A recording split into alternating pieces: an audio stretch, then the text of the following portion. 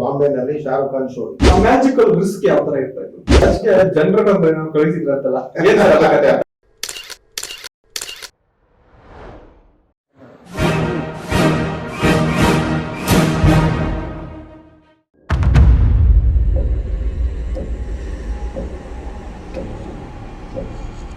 Sir ಮತ್ತೊಮ್ಮೆ ಕಾರ್ಯಕ್ರಮಕ್ಕೆ ಸ್ವಾಗತ ಸರ್. ನಂತರ ನಿಮ್ಮ ಜೀವನದಲ್ಲಿ ಸಾಕಷ್ಟು ಮ್ಯಾಜಿಷಿಯನ್ ಆಗಿ ಸಾಕಷ್ಟು ಜೀವನ ಕಳೆದಿದ್ದೀರಿ, ಅನೇಕ ರೀತಿಯ ಒಂದು ಏಳುಗಳನ್ನ ಕೂಡ ನೋಡ್ಕೊಂಡ್ ಬಂದಿದ್ದೀರಿ. ಸೊ ಇವಾಗ ಒಂದು ಪ್ರಶ್ನೆ ಮೂಡೋದಂತ ಹೇಳಿದ್ರೆ, ಮ್ಯಾಜಿಷಿಯನ್ ಆಗಕ್ಕೂ ಮುಂಚೆ ಅನೇಕ ರಂಗಗಳಲ್ಲಿ ಕೆಲಸ ಮಾಡಿದ್ರ ಹಿಂಗೆ ಅಂತ? ಖಂಡಿತ ಸರ್, ನಾನು ಬಾಲ್ಯದಿಂದ ಒಂದು ಮನಿ ಮೇಕಿಂಗ್ ಇದು, ಯಾಕಂದ್ರೆ ದುಡಿಬೇಕು, ಏನೋ ಮಾಡ್ಬೇಕು ಅನ್ನೋದು ಸಾಕಷ್ಟು ಮೈನ್ ವಿದ್ಯಾಭ್ಯಾಸಕ್ಕಿಂತ ಈ ತರ ಶಾರ್ಟ್ ಬಿಸ್ನೆಸ್ ಗಳು ಅದು ಇದು ಮಾಡೋದು ಎಲ್ಲ ಮಾಡ್ತಾ ಇದ್ದೆ. ಸೊ ಹಾಗಾಗಿ ನನ್ನ ಒಂದು ಬ್ಯಾಕ್ ಸ್ಟೇಜ್ ನಾಟಕಕ್ಕೆ ಒಂದು ರಂಗ ಸಂಪಾದನ ಒಂದು ತಂಡಕ್ಕೆ ಕಲಾವಿದನಾಗಿ ಸೇರ್ಕೊಂಡೆ. ಸೊ ಅಲ್ಲಿ ಆಗ ಅಷ್ಟು ಫ್ಲೂಯೆನ್ಸಿ ಡೈಲಾಗ್ಸ್ ಹೇಳೋದಾಗ್ಲಿ ಮಾಡೋದಾಗ್ಲಿ ಇನ್ನ ಹೊಸದು, 18 ವರ್ಷ 20 ವರ್ಷ ಆ ಟೈಮ್ ಅಲ್ಲಿ ನಾನು ಸೇರಿದ್ದೆ. ಸೊ ಅದ್ರ ಮುಂಚೆ ನಾನು ಕ್ಲಾಸಿಕ್ ಭರತನಾಟ್ಯ ಡ್ಯಾನ್ಸರ್ ಬೇರೆ. ಸೊ ಹಾಗಾಗಿ ನಾನು ನಾಟಕಕ್ಕೆ ಹೋದೆ. ಸೊ ಅಲ್ಲಿ ನಾಟಕ ಮಾಡೋದ್ಕಿಂತ ಹೆಚ್ಚಾಗಿ ಬ್ಯಾಕ್ ಸ್ಟೇಜ್ ಅಲ್ಲಿ ವರ್ಕ್ ಮಾಡ್ತಾ ಇದ್ದೆ. ನಂತರ ನೀವು ರಂಗಭೂಮಿಯಲ್ಲಿ ಕೆಲಸ ಮಾಡಿದ್ರೆ ನನಗೊಂದು ಮಾಹಿತಿ ಬಂತು, ಅಂದ್ರೆ ನೀವು ಸಿನಿಮಾದಲ್ಲಿ ಕೂಡ ಕೆಲಸ ಮಾಡಿದೀರಿ ಅಂತ ಹೇಳ್ಬಿಟ್ಟು ಕೇಳ್ಪಟ್ಟಿದ್ದೆ. ಅನಂತರ ನಿಮ್ಗೆ ಸಿನಿಮಾದಲ್ಲಿ ನಿಮ್ ಬ್ಯಾಚ್ಗೆ ಜನರ ಕಳಿಸಿದ್ರಂತಲ್ಲ, ಏನ್ ಕಥೆ ಅಂತ? ಒಳ್ಳೆ ಪ್ರಶ್ನೆ ಕೇಳಿದ್ದೀರಾ. ಸೊ ನಾವು ಒಂದು ಫಿಲಿಂ ಮಾಡಿದ್ವಿ, ಸೊ ಅಪೂರ್ವ ಜೋಡಿಗಳಂತ. ಸೊ ಅದರಲ್ಲಿ 4 ಜನ ನಾವು ಒಂದು ವಿಲನ್ ಕ್ಯಾರೆಕ್ಟರ್ಗಳು. ಸೊ ಅದು ಸುಮಾರು ವಿಲನ್ ಕ್ಯಾರೆಕ್ಟರ್ ಇದೆ ಅಂತ ಹೇಳಿ ತಗೊಂಡಿದ್ರು 4 ಜನಕ್ಕೆ. 4 ಜನಕ್ಕೆ ಪ್ರತಿ ದಿನ ನಾವು 1.5 ತಿಂಗಳು 2 ತಿಂಗಳು ಶೂಟಿಂಗ್ ಹೋಗಿದ್ದೀವಿ. ಪ್ರತಿ ದಿನ ಬೆಳಗ್ಗೆ ಹೋಗಿದ ತಕ್ಷಣ ನಮ್ಗೆ ಮೇಕಪ್ ಮಾಡಿ ನಿಮ್ದೇನ್ ಶಾರ್ಟ್ ತಗೋತೀವಿ, ಹೀರೋ ಬಂದಿದ್ದಾರೆ, ಅದಾದ್ಮೇಲೆ ಅಂದ್ಬಿಟ್ಟು 2 ತಿಂಗಳು 1.5 ತಿಂಗಳು ನಮ್ಗೆ ದಿನ ಮೇಕಪ್ ಹಾಕೋದು, ಟಿಫನ್ ಮಾಡೋದು, ಊಟ ಟೈಮ್ ಊಟ ಮಾಡೋದು, ಸಾಯಂಕಾಲದಾಗ ಆಮೇಲೆ ಪ್ಯಾಕಪ್ ಮುಗಿಸ್ಕೊಂಡ್ರೆ ಮನೆಗೆ ಬರೋದು. ಸೊ ಪ್ರತಿ ದಿನ ಇದೇ ನಮ್ ಶೂಟಿಂಗ್ ಇದೆ ಅಂತ ನಮ್ ದಿನ ಕರೆಸ್ಕೊಂಡವ್ರು. ನಮ್ದು ಸುಮಾರು ದಿವಸ ಒಂದು 15 ದಿವಸ ನಮ್ ಶೂಟಿಂಗ್ ಆಗಿಲ್ಲ, 15 ದಿವಸನೂ ನಾವು ಇದ್ದೀವಿ. ಆಮೇಲೆ ಒಂದ್ ದಿವಸ ಏನ್ ಸರ್ ನಮ್ ದಿನವೆಲ್ಲ ಕರಿತೀರಾ, ಒಂದೆರಡು ಶಾರ್ಟ್ ಕೆಲವು ತಗೊಂಡಿದ್ರು. ಸೊ ತಿರ್ಗಾ ನೆಕ್ಸ್ಟ್ ಇದೆ ಅಂತ ಒಂದೊಂದು ವಾರ ತಿರ್ಗಾ ಬಿಟ್ಟು ಮಧ್ಯ ಎಲ್ಲೋ ತಗೋತಾ ಇದ್ರು. ಸೊ ಈ ಪ್ರೊಡಕ್ಷನ್ ಹುಡುಗರುಗಳೆಲ್ಲ ನಮ್ಗೆ ರೇಕ್ಸ್ ಸ್ಟಾರ್ಟ್ ಮಾಡೋದು. ನನ್ ಮಕ್ಕಳ ಬೆಳಿಗ್ಗೆ ಕರೆಕ್ಟ್ ಟೈಮ್ ಬಂದ್ಬಿಡ್ತೀರಾ, ನೀವು ಒಂಥರ ಜನರೇಟರ್ ನೀವು ಶೂಟಿಂಗ್ ಸ್ಟಾರ್ಟ್ ಆಗಲ್ಲ, ಆ ತರ ನಮ್ಗೆ ರೇಕ್ಸ್ ಸ್ಟಾರ್ಟ್ ಮಾಡ್ತಾ ಇದ್ರು. ಜನರೇಟರ್ ಅನ್ನೋದು ಆಗ ಅವರು ಹುಡುಗರು ಹಾಸ್ಯಕ್ಕೆ ಅವರು ಇಟ್ರು.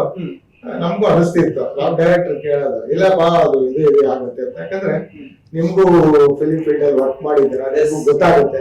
ಸೊ ಆ ಶೆಡ್ಯೂಲ್ ಟೈಮ್ ನಲ್ಲಿ ಪ್ಲಾನಿಂಗ್ ಪ್ರಕಾರ ಕೆಲವು ಮಾಡಕ್ ಆಗಲ್ಲ. ಸೊ ಹಾಗಾಗಿ ಎಷ್ಟೋ ದಿವಸ ನಮ್ದು ಆಗಿಲ್ಲ, ಬಟ್ ಮಾಡೋ ಗ್ಯಾರಂಟಿ ಹೀರೋ ಕಾಂಬಿನೇಷನ್ ಅಲ್ಲಿ ಇತ್ತು. ಸೊ ಅದಕ್ಕೆ ಹೀರೋವಾಗೆಲ್ಲ ನಮ್ನ ಕರ್ಸ್ತಾ ಇದ್ರು. ಮೋಸ್ಟ್ಲಿ ಆ ಸೀನ್ ಅಲ್ಲಿ ಉಪಯೋಗಿಸಕ್ಕೆ ಚಾನ್ಸಸ್ ಆಗುತ್ತಾ ಅಂತ.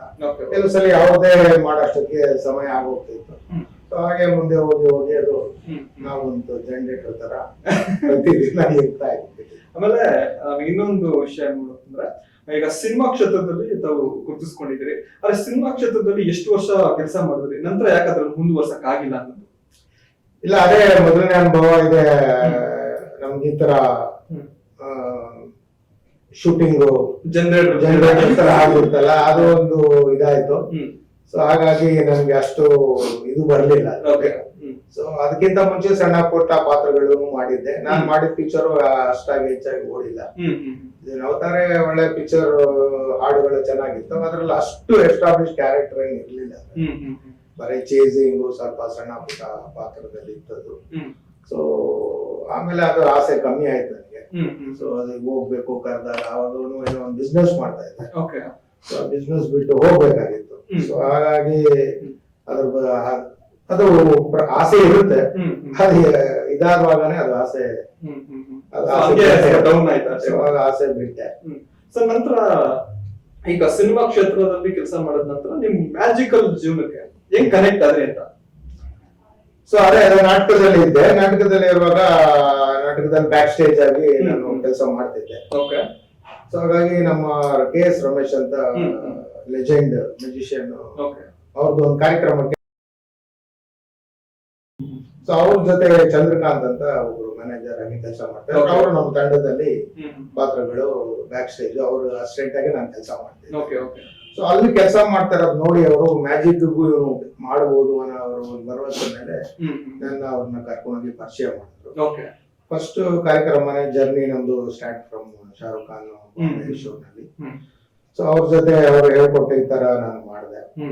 ಸೊ ಮೊದಲನೇ ಕಾರ್ಯಕ್ರಮದಲ್ಲಿ ಅವರು ಖುಷಿಯಾಗಿ ಅವರು ಸುಮಾರು ಅವ್ರ ಹತ್ರ ಒಂದು 5 ವರ್ಷಗಳ ಕಾಲ ನಾನು ಅಸಿಸ್ಟೆಂಟ್ ಆಗಿ ವರ್ಕ್ ಮಾಡಿದ್ದೆ. ಇಲ್ಯೂಷನ್ ದೊಡ್ಡದವ್ರದ್ದು ವಾನಿಶ್ ಮಾಡೋದು, ಅವ್ರನ್ನ ಕಟ್ ಮಾಡಿ ಜಾಯಿಂಟ್ ಮಾಡೋದು, ಆ ತರ ಮ್ಯಾಜಿಕ್.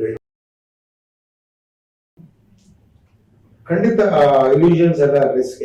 ಅದು ಪ್ರಾಪರ್ ಟೈಮಿಂಗ್ಸ್ ಎಲ್ಲ ಆಗ್ಬೇಕು. ಆ ಟೈಮಿಂಗ್ ಸ್ವಲ್ಪ ಹೆಚ್ಚು ಕಡಿಮೆ ಮಾಡಿದ್ರು ಜನ ಅವ್ರಿಗೂ ಡೇಂಜರ್, ಫೇಲ್ಯೂರ್ ಆಗೋ ಚಾನ್ಸಸ್ ಇರುತ್ತೆ. ಸೊ ಆ ತರದ ಘಟನೆಗಳು ಆಗಿತ್ತ ಜೀವನದಲ್ಲಿ? ಅಂತದ್ದು ಏನು ಆಗ್ಲಿಲ್ಲ. ಸಣ್ಣ ಪುಟ್ಟ ಆಗಿರುತ್ತೆ, ಆದ್ರೆ ಆಡಿಯನ್ಸ್ ಗೊತ್ತಾಗೋ ತರ ಮ್ಯಾನೇಜ್ ಮಾಡಿರ್ತೀವಿ. ಸೊ ಅದು ನಮ್ಗೆ ಗೊತ್ತಾಗುತ್ತೆ. ಬಟ್ ಅದನ್ನ ನೆಕ್ಸ್ಟ್ ಇದರಲ್ಲಿ ತಿದ್ಕೊಂತೀವಿ. ಸೊ ಆಡಿಯನ್ಸ್ಗೆ ಯಾವತ್ತೂ ಅದು ಫೇಲ್ಯೂರ್ ಅನ್ನೋ ರೀತಿಯಲ್ಲಿ ಅದು ಆಗಿದೆ. ಸೊ ಆ ಸ್ಪಾಟ್ ನಮ್ಗೆ ಗೊತ್ತಾಗಿರುತ್ತೆ. ಸೊ ಅದರಿಂದ ಅದೇನು ತೊಂದರೆ ಇಲ್ಲ. ಅಂದ್ರೆ ಈಗ ಫುಲ್ ಟೈಮ್ ಮ್ಯಾಜಿಕ್ ಜೀವನಕ್ಕೆ ಬಂದು ಸರ್ವೈವ್ ಆಗ್ಬೋದು ಅಂತ ಒಂದು ಭರವಸೆ ಮೂಡಿದಂತ. ಅದು ನಿಜವಾಗ್ಲೂ ಬಹಳ ಕಷ್ಟ ಇದು. ತುಂಬಾ ಜನ ಪ್ರಯತ್ನ ಪಡ್ತಾರೆ. ಸೊ ನಾನು ಫುಲ್ ಟೈಮ್ ಮ್ಯಾಜಿಕ್ ಇರ್ಲಿಲ್ಲ, ಪಾರ್ಟ್ ಟೈಮ್ ಇದೆ. ಯಾಕಂದ್ರೆ ದಿನ ನಿಮ್ಗೆ ಶೋ ಸಿಗೋದು ಕಷ್ಟ. ಸೊ ಬರೀ ಪಾರ್ಟ್ ಟೈಮ್ ಅಲ್ಲಿ ಇದ್ದೆ. ನನ್ ಕೆಮಿಕಲ್ ಬಿಸ್ನೆಸ್ ಇತ್ತು. ಸೊ ಅವಾಗ ರಮೇಶ್ ಹತ್ರನು ಫ್ರೀ ಇದ್ದಾಗ ಅವ್ರು ಕರೆದಾಗ ಹೋಗ್ತಿದ್ದೆ, ಬರ್ತಾ ಇದ್ದೆ. ಸೊ ಇದು ಶೋ ಬಂದ್ರೆ ಸಾಯಂಕಾಲದ ಬರ್ತಾ ಇತ್ತು, ಪರ್ ಡೇ ಶೋಸ್. ಸೊ ಬೆಳಗ್ಗೆಯಿಂದ ನಾನು ಬಿಸ್ನೆಸ್ ಮಾಡ್ತಿದ್ದೆ. ಫೋನ್ ಮಾಡಿ ಇಮಿಡಿಯೇಟ್ ಆಗಿ ಸಾಯಂಕಾಲ ಕರಿಯೋರು, ಆಗ ಹೋಗಿ ರೆಡಿ ಆಗಿ ಎಲ್ಲ ಮಾಡಿ ಹೋಗಿ ಶೋ ಮಾಡ್ಕೊಂಡು ಬರ್ತಾ ಇದ್ದೆ. ಸೊ ಬರೀ ಪಾರ್ಟ್ ಟೈಮ್ ಆಗಿರ್ತಿತ್ತು.